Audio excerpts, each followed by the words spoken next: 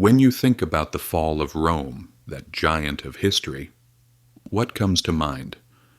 Barbarians breaking down the gates, legions running for their lives, emperors being assassinated, right?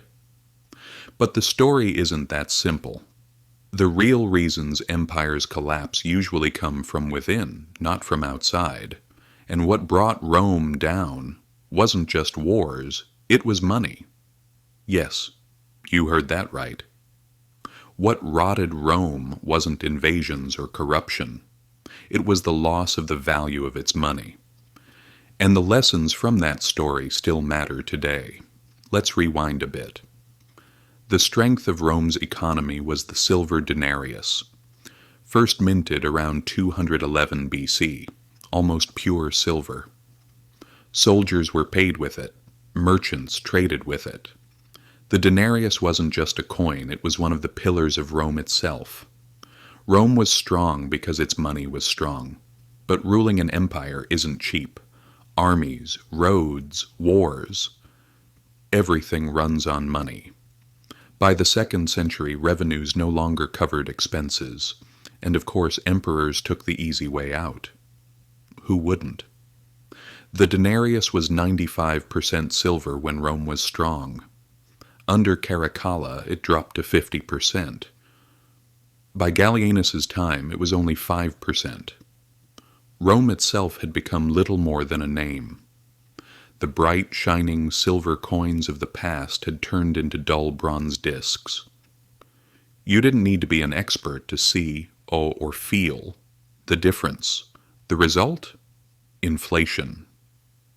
Prices skyrocketed. What once cost a single denarius now cost dozens. Soldiers demanded higher pay. Merchants stopped accepting the coin, and ordinary people went back to bartering. But the empire didn't stop. Who cared about the people anyway? They kept minting more and more worthless coins, hoping quantity could replace value. And that's how the vicious cycle began. Between 235 and 284 AD, the crisis of the 3rd century hit. Rome was torn apart by invasions, plagues, and civil wars. Having multiple emperors in a single year became almost normal. Taxes were collected in worthless money, farmers abandoned their land, trade collapsed. In 301 AD, Diocletian issued his famous edict on maximum prices, fixing the prices of goods.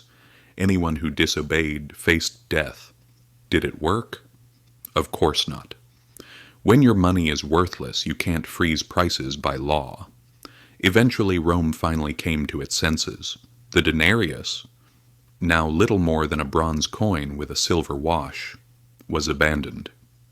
In 312 AD, Constantine introduced the solidus, a new gold coin. It brought a bit of stability, but it was too late. Rome's trust was gone, its economy destroyed. The army existed in name only, and trade had lost its meaning. So what does this story tell us? Simple. The fate of societies depends on their money. Rome thought it could cheat its currency, just like many modern governments today, printing money out of thin air and running on debt. But the outcome never changes. The people pay the price, wealth disappears, trust dies. History has repeated this lesson many times. In the 1920s, Germany printed money like crazy to pay war reparations. Hyperinflation exploded. Money became cheaper than paper. In the 2000s, Zimbabwe made the same mistake. In 2008, annual inflation reached 89.7%. People abandoned their own currency and switched to the US dollar and South African rand. And today, things aren't that different. In 1971, the United States detached the dollar from the gold standard. From that moment, its value depended only on trust in the government. Debts soared, money supply grew without limit, and inflation quietly drained people's savings. In short, inflation isn't an accident. It's the result of deliberate policies. Real wealth isn't on paper, it's in producing value, in land, skills, and creation. Stability never lasts forever. Rome, Germany, Zimbabwe, all fell into the same trap. Rome's story is a clear warning to everyone. When money collapses, society collapses with it.